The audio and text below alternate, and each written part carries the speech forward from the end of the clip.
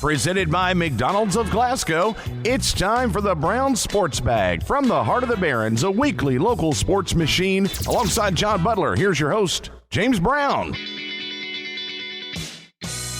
Well, John, it's I guess it's officially basketball season around here for us. I mean, we've talked the last couple of weeks, that college is tipping off tomorrow night. But, hey, we're bringing in basketball coaches who coach in high school and let them talk to us about our teams. And today we're going to start off with a couple of boys programs. We're going to start off with Warren Cunningham right here, right away with Barren County Trojans. And then when he's done with us, then James Willett is going to step in here and talk about the Scotties. Let's just start off like this, Warren. I imagine you guys ended up at 500 last year, but you had a young team, especially some of your top players were young players.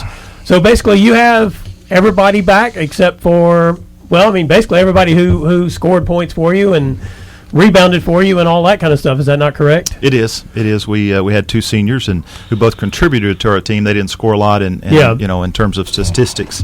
But statistically speaking, we do return 90% plus of our scoring and rebounding, so that's a good thing. When you have, last year at this time we were talking about how inexperienced we were, but that won't be the case with our team now. We, everybody, I think everybody that we will play has mostly pretty significant varsity experience, so that's a good thing. Which is a little bit ironic because you have a team full of sophomores.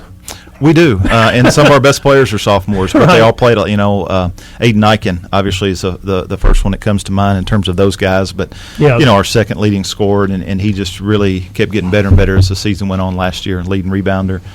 So he and Mason, Mason Griggs started a lot of games for us last year and had some good moments. So we've got Tay Pointer, several sophomores that played a lot for us that we're counting on to play more like juniors and seniors this year. Right. Have you ever had a team that with this much experience, but also being this young? Probably not, just because it's kind of rare. Maybe it's rare that you play that many freshmen. Yeah. It's one, Will Bandy played a lot as a freshman, but he was the only one. Yeah. So, we've had some freshmen to play from time to time, but it's usually one or two, not 3 or 4, right. Like we did last year. And you mentioned Will Bandy. I mean, he's back, and he's kind of the senior leadership of the team, or something of that nature. He is. He's the most experienced. He'll be a 4-year starter for us, and even played. Will was the first guy I think we brought up as an 8th grader, so he's been with us 5 years. So he's rock solid in terms of production. I mean, if he stays healthy this year, he'll be a top 5 scorer in our school's history. So we really need his presence down low in terms of finishing plays and scoring for us and rebounding around the basket. He's been really good for us in that area, and he's continuing to get better. And a big thing with him over the years is just playing with different guys. So that's just adjusting to to some things we do and continue to play with different players. Yeah. How has his role changed? I mean, you mentioned him having to adjust to different guys. I mean, he's been an inside player. He's an outside shooter, mid-range kind of guy. I mean, you've kind of asked him to do everything over the 5 years, haven't you? We have, and continued. It took us a while to kind of figure out where, his strength is in terms of, and for him to figure that out a little bit too, in terms of what's his strength and playing to his strength, and also putting the pieces around him. Well, what are their strengths and how do we need to play? But he went from being kind of a role player initially to being a guy that we depended on and counted on as all region type player. Yeah. To say, hey, we got to have it from you on a nightly basis, as opposed to we'd like to have it. Right. So, John. Well, you mentioned the sophomores, but he also has 5 seniors back too. It's Will Bandy, Tyler Bush is a senior that's contributed a lot. Really good defensive player. Has I think Cody Lane's the senior, and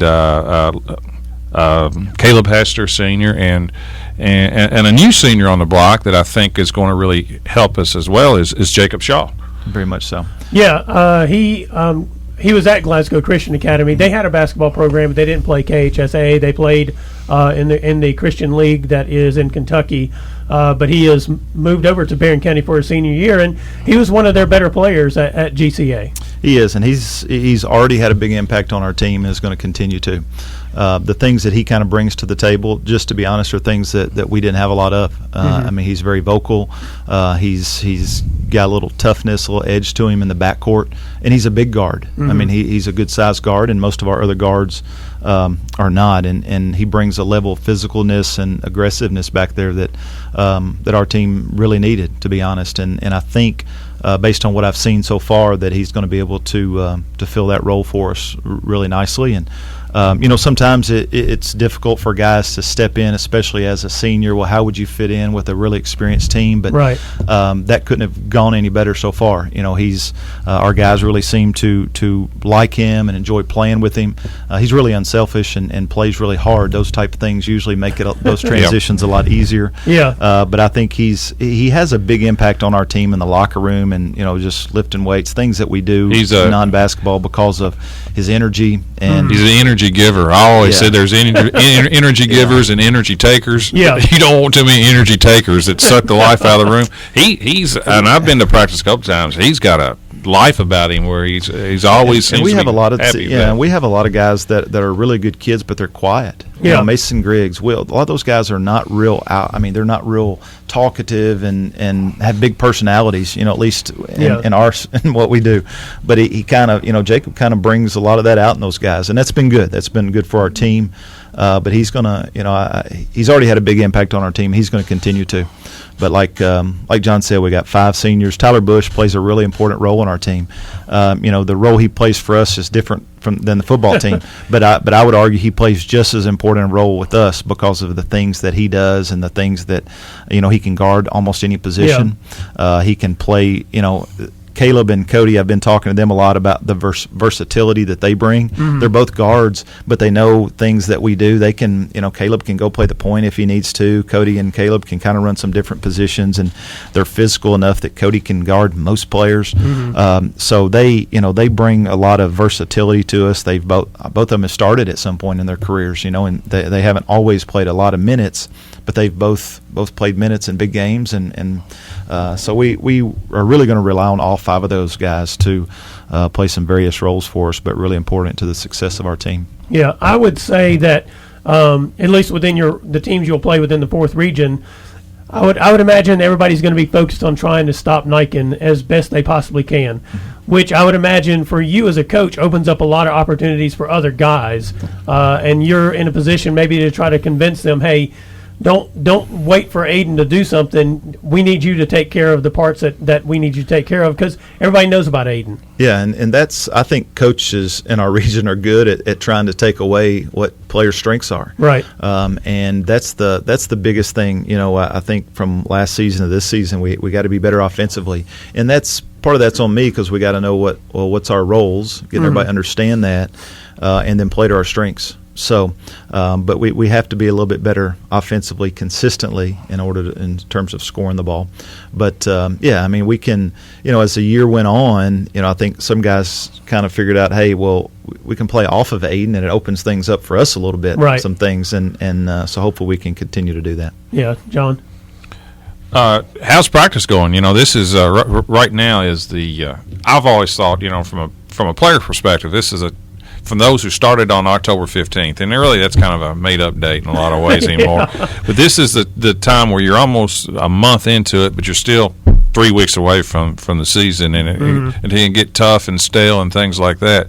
I talked to Warren daily, and I think overall you've been pretty pleased with the progress so far. Yeah, I have. Usually at this point you kind of go through a little lull after you get with it for a couple weeks because the newness has worn off, and you're still a few weeks, like Coach said, a few weeks away from having a game. But I think it's been good. I've been pleased with our energy. I've been pleased with the effort in terms of, we practiced a few days and then we kind of, the soccer guys were there with us, and now we still got a few football guys that are really, key pieces to what we do, and whenever we get them, we'll be glad to have them, and adds a lot of I guess spice to our practice a little bit when Tyler Bush and Ryan Shirley and those guys roll in there. Yeah. It adds a little something. The physicalness of practice goes up considerably, but your football players show up and forget it's not football season anymore. Yeah, right? and those guys are physical in nature anyway, especially those two, and so it adds something to our practice. But I've been pleased, and we're still a couple weeks away from having a scrimmage, but I've been pleased. We've had some guys banged up a little bit here and there, and you go through that kind of stuff some. But overall, I've been pleased with. Coach, I think you should be a really good rebounding team.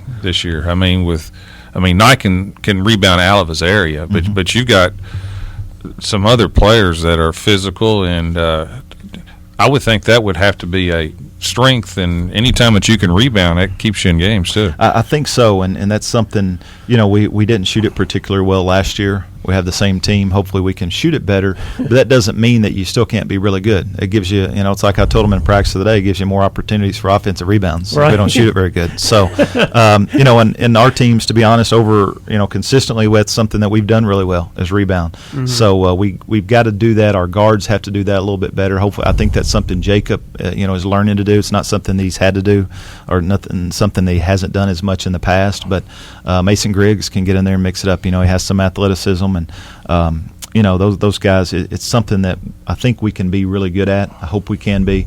Sometimes those things help offset the fact maybe if you don't shoot it as well as some other folks, if you win that battle. Do you try to make up for some of the shooting by maybe playing a little more pressure defense and that kind of thing? I mean, you've got some length and that kind of stuff to be like that kind of team, don't you? Yeah, at times you do. You have to try to do things to maybe create some offense. Mm-hmm. You can't always do it depending on the opponent, but certainly if those opportunities present themselves, we would like to and it's a mindset change with most of our guys, but we'd like to get up and pressure a little bit more at times, because I think we have some guys, not just Aiden, but some other guys that can do that. Yeah, John. That's we normally go over the district and region, and it seems like to me, I think you'll move up this year. I kind of think we've got a shot to be in the top 5 in the region, to be perfectly honest with you. But probably Warren, again, it's Central returns a lot of players, and Bowling Green and Glasgow has all 5 starters back too, right? And how do you kind of see all that shaking out? I've kind of picked the top 3, you think, right now? Or? That would probably be the top 3. I think there's other teams that are really close. I think Greenwood is, and I think the 14th district in general, from the top to the bottom, is as good as it's been in a long time. Warren East, Greenwood, South Warren, all 3 teams are really good, and they've gotten some new players, and but they're going to be really good. Obviously, Warren Central and Bowling Green return a ton of key pieces. You mentioned Glasgow. Logan County returns some very important pieces. Woodward, so there's Franklin returns most of their players, most of their guys, and I thought they were really good down the stretch last year. Clinton County, is always going to be good. So it's I think I don't know if there's a great team, especially right now, but I think that there's a large group of folks in that middle that there's not a huge difference in. I think a lot of really, really good teams and a lot of really good coaches. You mentioned Glasgow. They lose a starter, but then they get back Jaden Franklin. So that's a matchup nightmare for most folks. They'll be big, won't they? Yes, they will, and athletic, and present a lot of issues, and they've got a chance to be really, really good. Allen returns a lot of key pieces. They lost Rippey and a couple guys, but they've got a sophomore class, or it's a junior to be class that's really good. Monroe has good guards that return. I know they lose Clements, but they always find a way to be very competitive. So. Yeah. Going back to, you mentioned a couple of weeks away from a scrimmage. What is your scrimmage? We have E-Town at home on the 19th. Well, that's not a bad scrimmage to start with. No, and they're really good, especially if they, I think a lot of their guys play football. So I looked at their football schedule. I don't know how long they'll be playing. Last year we played them in LaRue. We scrimmaged them in LaRue both, and both of them were still playing football when we scrimmaged them. So we looked really good, but it wasn't really realistic at times because most of all their better players played football. So that's the same 2 scrimmages that we have again this year. But we played E-Town last year during the season. We scrimmaged them for a long time. It's a really good scrimmage for us, so hopefully I don't wish ill will on their football team, but hopefully they'll be full. It'll be good for us if they are. Yeah, and then you open on December 3rd against Greene County at home. You actually open with 4 straight home games, and you mentioned South Warren being better. That's the second one that you play on December 6th. And then you get a district game a week after that against Monroe County. And then you have the Barren Hoops Classic, and you're playing Hopkinsville, which should be a good test. Tell me a little bit more about that Barren Hoops Classic. We have 5 games that day. And we've kind of gone back and forth a little bit. Some of it depends on how the schedule works out around Christmas, the calendar works out.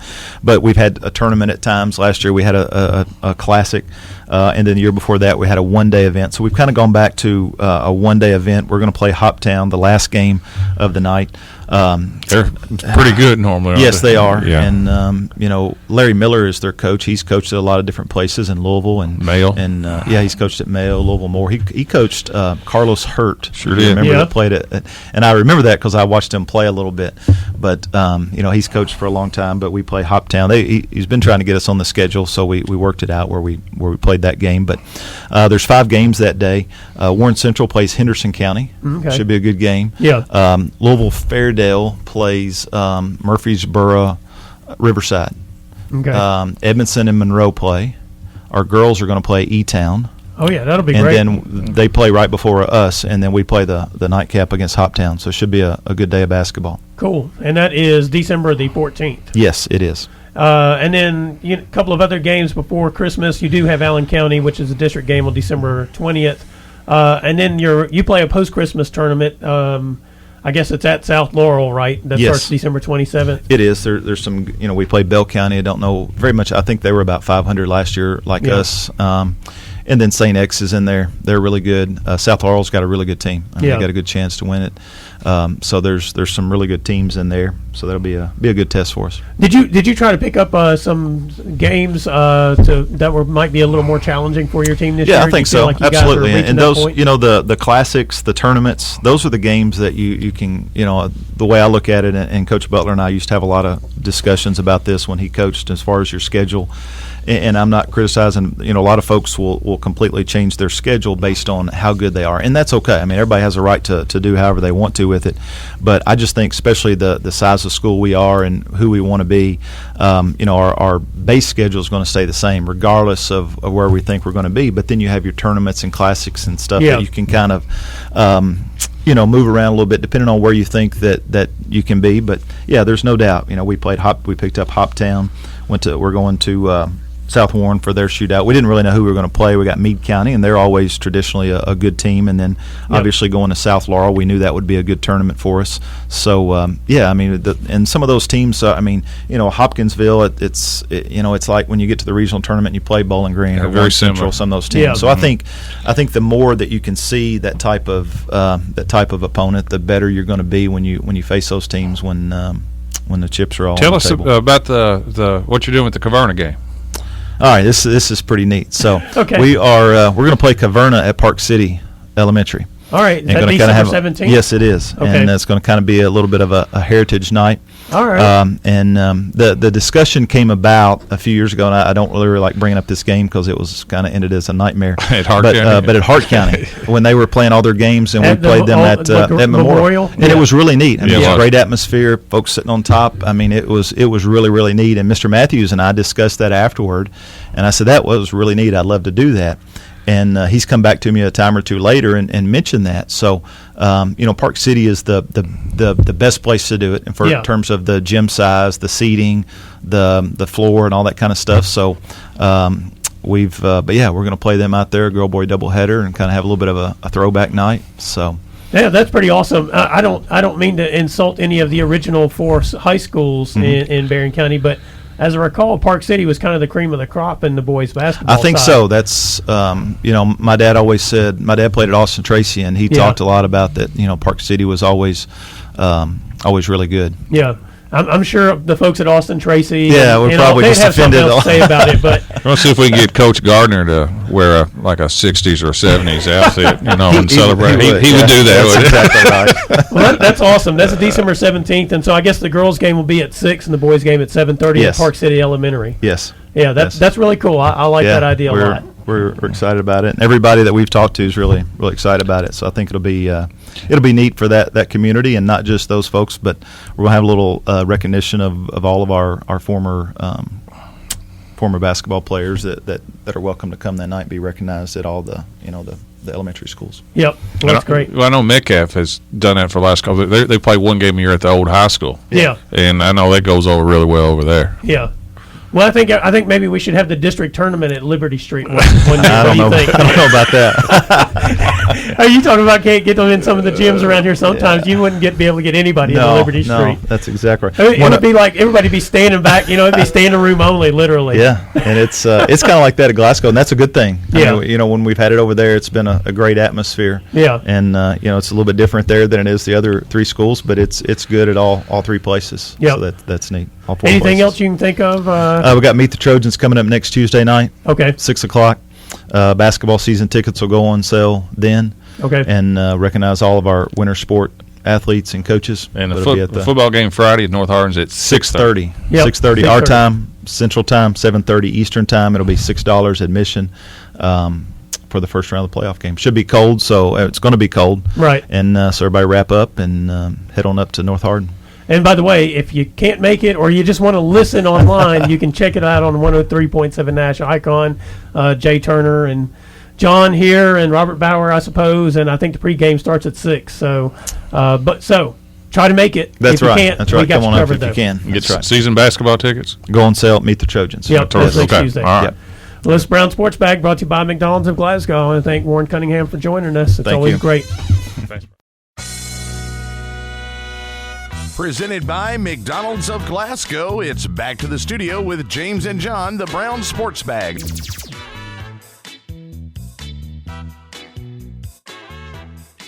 Well, it's out with Warren Cunningham. Again, thank you to the Barren County Trojans basketball coach for joining us, and in with James Willett, Glasgow Scotty's basketball coach. Thanks for joining us, Coach. Hey, and we were very cordial to each other in the hallway, just to make sure everybody knows that. I will say this real quickly. In the years that I've been here, 17 of them now, I can't remember, between the coaches at Glasgow and Barren, at least in basketball, I can't remember really any ill will or anything through the years. I mean, Absolutely not. No, Warren and I are good friends. And Yeah. I have a tremendous amount of respect for Warren and just what he's done at Barren County. And we've coached against each other as JV coaches and as varsity coaches. And, we even coached with each other for about 2 times in 1999 at Allen County Scottsville High School in the gymnasium in the summer. When we were both trying to get our feet wet into coaching then. Is that right? Yeah. That's great. Did you guys play against each other in high school? I was a little bit older than Warren. Okay. I won't go on record and tell you how much older, but I actually graduated a couple of years before Warren did. But yeah, he was getting a lot of run for the Patriots, and whenever I was playing for the Falcons, and I could just remember, that group especially. He was a sophomore with Jeremy Harwood and Terry Tracy and among others, and they were you could tell that group was going to be really good. Yeah. And they ended up making the quarterfinals in 1996 at Allen County, and you could just tell that group was pretty good. They were, I want to say the game that they lost to Paintsville might have gone into overtime or double overtime. Yep. And Controversial at that. yeah, and of course Paintsville went on to win the tournament, Right. the whole thing that year. So yeah, it was a really good group. Yep. Well, like I said, thank you for joining us, and we'll get on your team. We'll let other people argue about the history of stuff. And, Well, I'm random. I'll talk about anything I want to today. That's all. It's all fine. so real quick, you basically are coaching a team that I'm sure a lot of people are looking at and saying, hey, they have a real chance to not just win the District 15 this year, but have a shot at winning the region. Is there any kind of change in your approach to this season with that in mind? I try not to be any different than I always am, because that's usually when kids I've learned in my years of being around teenagers and now having 2 young kids of my own, they can sniff out when things are different. They can sniff out when things aren't. They know who you are. And at this time, I think these guys that are seniors, and we have a lot of them, they know who I am. So I'm trying not to be any more unlike myself now than I was 2.5 years ago whenever we had the 4-win team. And I remember there was Dennis Smith at Glasgow High School told me after that year was up, or actually told me when we, 2 years ago after we won the district and kind of had a bounce back year that year, he told me, it's one of the things I'll always carry with me is one of my a compliment is he said, Coach, you were the same this year as you were the year before, and that's as good of a compliment to me as somebody tell me what kind of X's and O's guy or anything I am. But I mean, it really is, because I think teenagers pick up on that stuff, and that's all I'm trying to be. And the trump card for them too is with expectations. They expect to be good. I mean, they're going to be good, but in terms of expectations winning region, all that coach has to remind them of is, until somebody beats Bowling Green and Warren Central, and in fairness, Glasgow's not going to be the favorite. Yeah, absolutely. And so there's not that pressure to do that. And it's also looking way ahead. That's assuming we get into the regional tournament. And you guys know, I've always said this about this district here. There's no other district. There's competitive districts in this region. There's competitive districts all throughout the state. Very balanced. But when it comes to knowing your opponent and what they do, and teams that are well coached and prepared for each other, this district is just as good as anywhere else. And that's why you enter the district tournament. It's still a crapshoot. And you have to take these district games in the season. That's your number one focus as you enter any season, especially the one this year and the years past. But that's what you have to focus on first, in my opinion. Last 2 years have been overtime. Absolutely. First round district. Everything's on the line in that first game, and there's no walkover, there's no gimmies in this district, and that's just that's how we approach it, and that's how we're trying to approach it. Well, so you guys will have Jaden Franklin for the whole year this year. Yes. And looks like everybody else looks healthy. We were discussing before we came on the air. I mean, it is a rarity, as John pointed out before we came on the air, for Glasgow not to be waiting on 4 or 5 football players to show up to play basketball, and usually waiting until like the first week in December a lot of times. But not this year. I mean, you have a group of basketball players who you've basically had together for the last year. Right, and that is unique, and it's unique for really any team I've ever coached, and it's a testament to just how strong the athletic program, in my opinion, is at Glasgow High School, because Coach Garman's got a heck of a football team out there with his guys. Yeah. And we'll have a few sophomores and maybe some freshmen that come over, but again, the nucleus of our guys are a couple of them didn't play football this year. Of course, Jaden didn't. Right. And that was something I went back and forth on. Are you sure you want to do that? Make sure you tell Coach Garman this. This is because I didn't want anybody to think that I'm trying to hold guys to play basketball only. I love to share athletes regardless of the size of the school. I want to maximize a kid's opportunity to play at the next level or further their education in any way that they can. So I didn't want him to just put in one road and open up doors to other. Of course, he's a heck of a baseball player too. And, there's going to be opportunities for him, but we had a discussion about it. Yeah.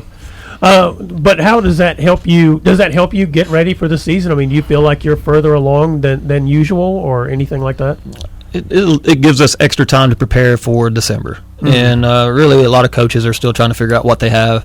The Cats play tomorrow. And, they play the number 1 team in the country. UK does. And I'm sure Coach Calipari will tell you that his team is going to be a lot different in March than it was in November the 5th, November the 6th. And ours will be too, including this month. We're trying to get ready for some scrimmages. We have a very tough opening part of our schedule, where we're playing both Warren Central and Bowling Green in the first couple of weeks of the season. So we're trying to get ready for all of that, but you have to kind of look at this basketball season as marathon. That's some coach speak for you. That's one strike against me. I got 2 more.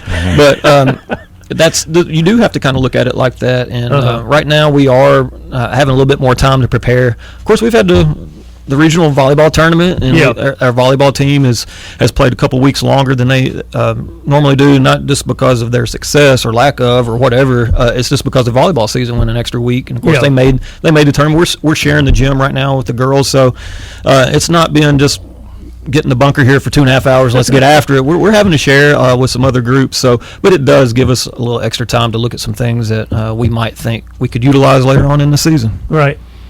Well, let's talk about your team. It's normally a good thing to be big, athletic, and have a good point guard. and I think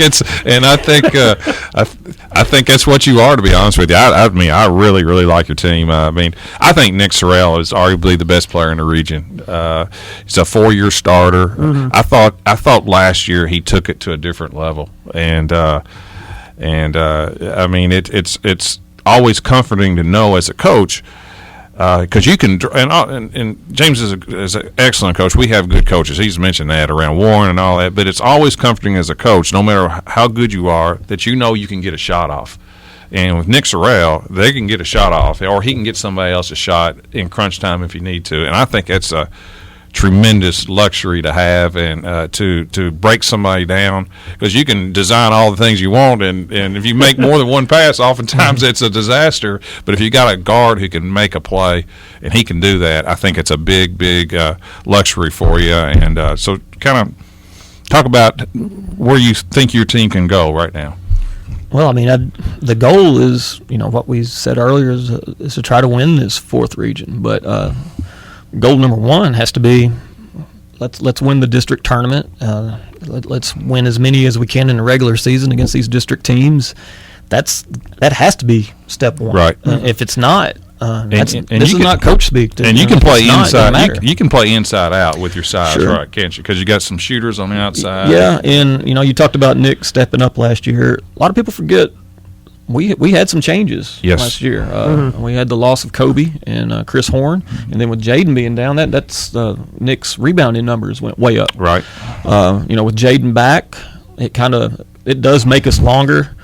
We've got Tucker Kirkpatrick that'll sit there in the corner and shoot the ball well for us, or he's beginning to take it off the ball screen some, or no ball screen at all. He's getting a lot more comfortable with the ball in his hand and shooting shots with a hand in his face. He's not going to get many clean looks this year. Yep. And then you have a guy who's long and athletic like Bowen Haney, who had a really good year. Yeah, he came out of nowhere. Yeah, he was a breakout player for you. That's one of those players we had in our hip pocket. Yep. Mm-hmm. He was playing behind Dalvin and Chris Horn 2 years ago. But we knew what kind of player he could be with his athleticism, and he's got a good IQ for basketball game as well. So, he has the ability to go beyond 15 feet and stretch the defense a little, and he's really good putting ball on the floor and getting to the rim. We're just getting him to play a little bit tougher, and he's accepted that, and more active on defense. He's accepted that as well. Mm-hmm. And so I think, however far he can help take us, a lot of our success will depend on some of these people that aren't, I guess, household marquee names, but people like Bowen Haney, and then we have Rob Kinger, who really stepped up last year in the absence of Jaden. Those guys got better when Jaden was sidelined last year. They really got a lot tougher, and that's probably one of the things, if you're going to ask what one of our weaknesses might be. I think we do have good length. We need some toughness and physical toughness inside in the paint, other than Jaden. And Nick's physical. Yeah, absolutely. Right. Of course, now he'll be out around on the perimeter a little bit more this year with some longer guys. But there'll be times where he'll mix it up. But we need just a little bit more of that. And I think maybe we'll see that from those guys this year. Real quick, we've talked about the guys you have coming back, but you did lose a critical player from last year, Tayshawn Bradley, who in the regional tournament and the district tournament shined. And I think offensively he did there, but also defensively throughout the season, I think he was probably a key part of your team. How are you trying to replace a defensive player and just an all-around hustle player like that? I mean, who do you think can fill that role? I'm not sure anybody can, because Tayshawn's one of the most gifted athletes I've ever coached in terms of just pure speed plus quickness. Yeah. You can talk about speed running an open court, just give me a down and back, or give me a line drill or any kind of runs, or put him on the track and run the 400 or 100. But he was just as fast side to side and shifty and slippery, and more important in basketball. And you saw that in the regional tournament on that big floor last year. Warren Central really didn't have anybody that could stop him when we just cleared out, and that's important to have guys like that can go create and get their own shot. And with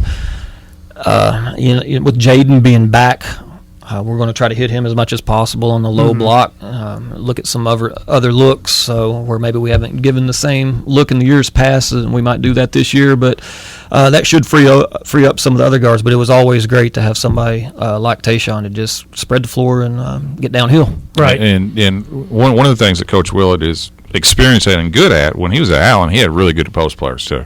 Mm-hmm. I mean, really good post players, and I know you're comfortable too with try to get Franklin the ball inside, because that's what opens up. If you want if Tucker Kirkpatrick gets good looks, it's a lot of ways it's going to go inside of Franklin first, right? And Jaden is incredible at seeing the floor from the post spot. He's a really good passer. He's got a really good feel for the game.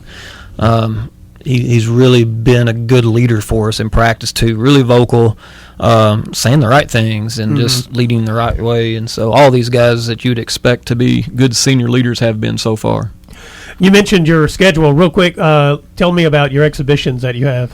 Okay, November 16th, we're going to go to Grayson County and play McCracken County in the little jamboree that they're having. That's Scott Civils' son. Jackson Civils is a Murray State commit, and they're a pretty good little basketball team over there in the first region. Yeah. And so that'll be a really good test for us, and then we wait about 10 days, and over at Glasgow High School, we'll host Russellville coming in before Coach Booth got out to go be a principal somewhere back in August. He agreed to come scrimmage us, and I just double-checked earlier, making sure that Coach Quarles is still good with that, because when you have coaching changes, you want to double-check everything, and he's good. So that's who will be coming to see us on the Tuesday before Thanksgiving. Yeah, and then you mentioned your opening schedule. Well, I mean, you open right up with a district opponent in Monroe County on December 2nd. Yeah, that's always good. Very strange. That's on a Monday too, by the way. Yeah, not even a Tuesday.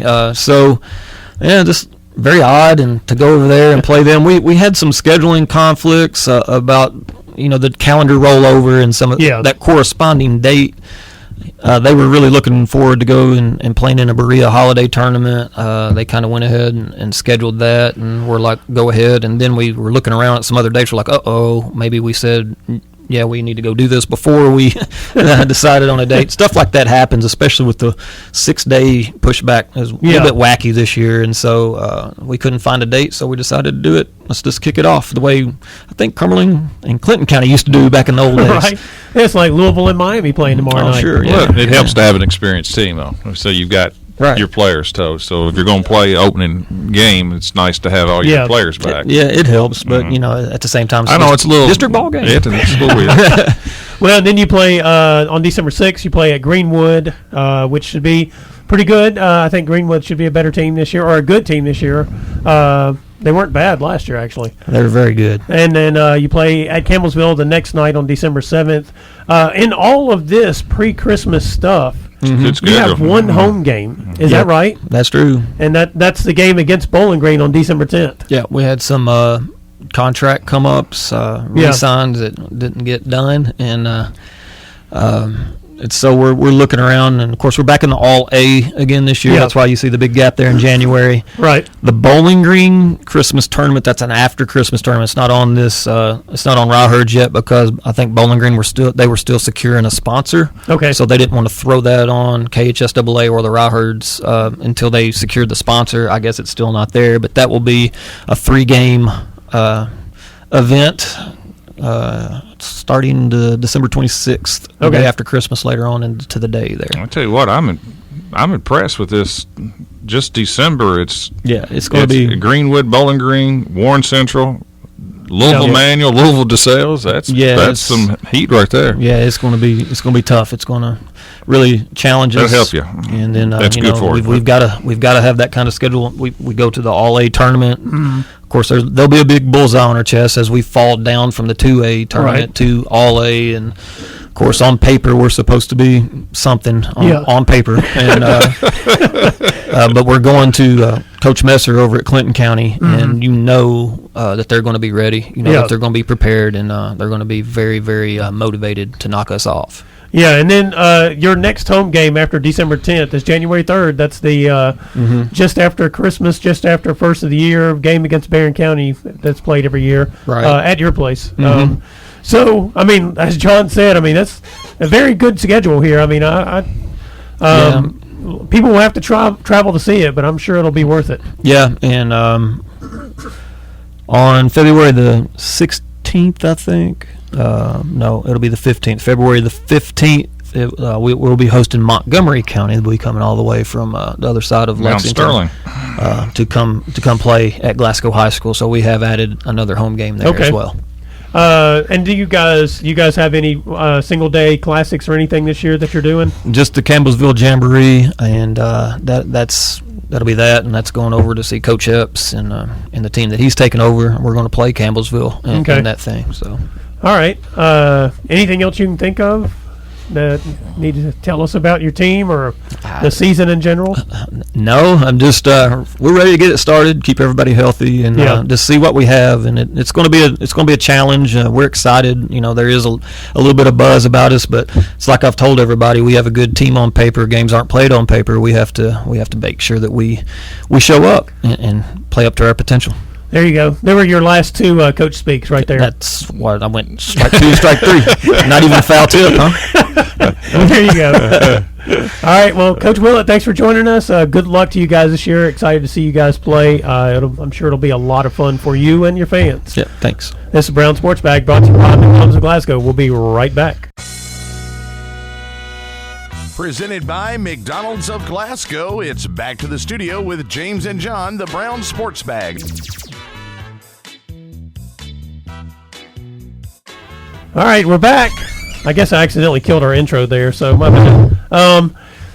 We are going to talk a little bit about some high school football from the other night, but real quick, I want to thank Coach Willett for joining us in that last segment to talk about the Glasgow Scotties basketball team.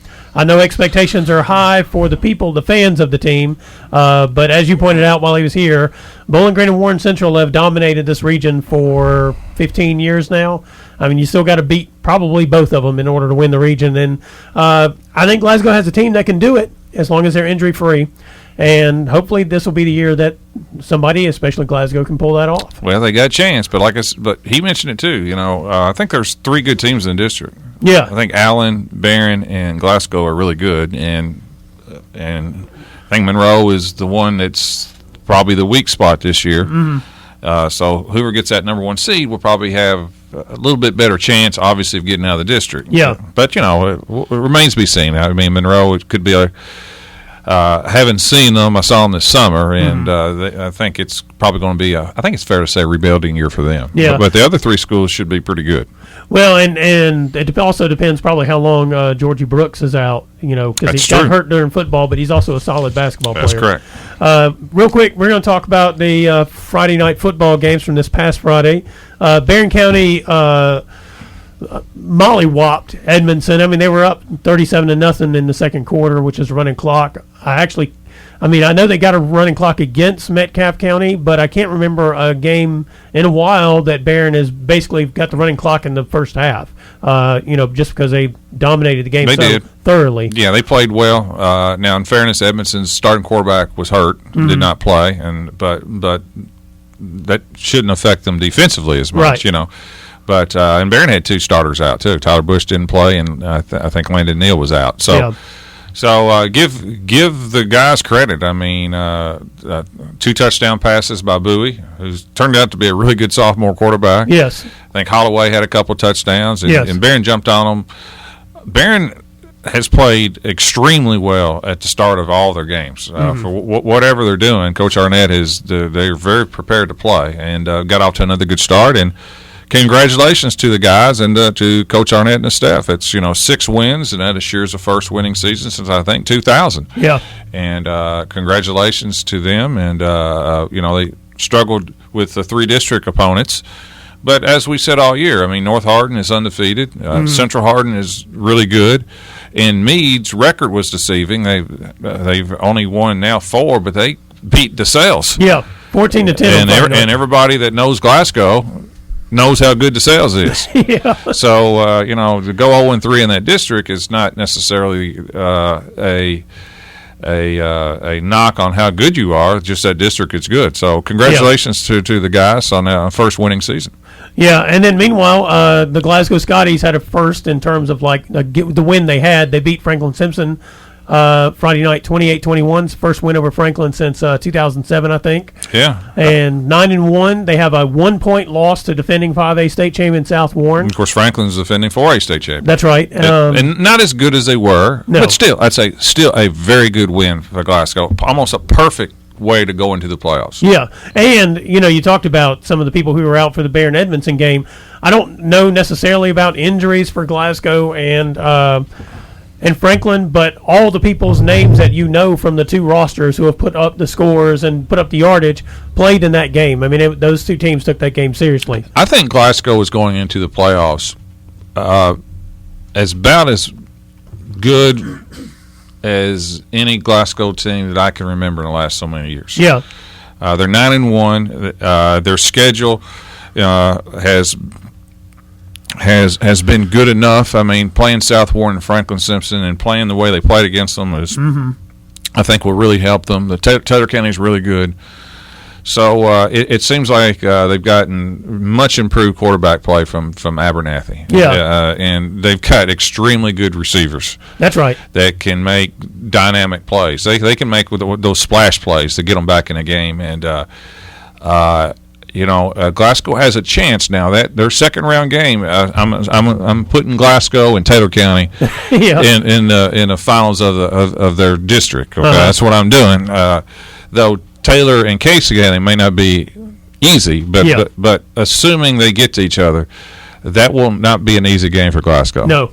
Taylor's really good, and of course it'll be a repeat of that close game they had about a month ago. Yeah. But I think Glasgow has an opportunity, this team, to be special, but they're going to have to win some close games to do so. Well, and that also sets up, you mentioned getting them to that game. I mean, if they win that game, the final RPI ratings for the season are done because of they end at the end of the regular season. And so when we get to these final RPI ratings, there are 1, 2, 3, 4, 5, 6 of the top 10 are on the west side of the bracket. So districts 1 through 4. And those teams are Paducah-Tillman, which is the highest rated one, then Elizabethtown, DeSales, Glasgow, Mercer County, and Bardstown. But that means nothing if Glasgow cannot win Friday and beat Taylor. That's correct. The RPI just kicks in starting with the third round. Yep, what we would traditionally call the regional championship is when it kicks in. That's correct. Now, Glasgow plays Friday at home against Adair. A game that they struggled a little bit with Adair the first time. Yeah. But that was the game after South Warren, I believe. Yeah. They struggled a little bit early. They ended up pulling away and winning pretty easily by the final score. And Taylor and Casey County play. And of course Barren goes to North Hardin. Yep. And their game is at 6:30, as we mentioned earlier. Right. Glasgow's game is at 7. So I guess what I'm getting at with this RPI, if Glasgow does beat Taylor and they reach that regional final, they could actually wind up with a home game if Bardstown or Mercer County, Bardstown and Mercer County win their district finals. Mercer beat Cal during the regular season. They lost to DeSales. That's the district they're in. Bardstown lost to Elizabethtown, I think 21-14 in overtime. That would be the other possible district final.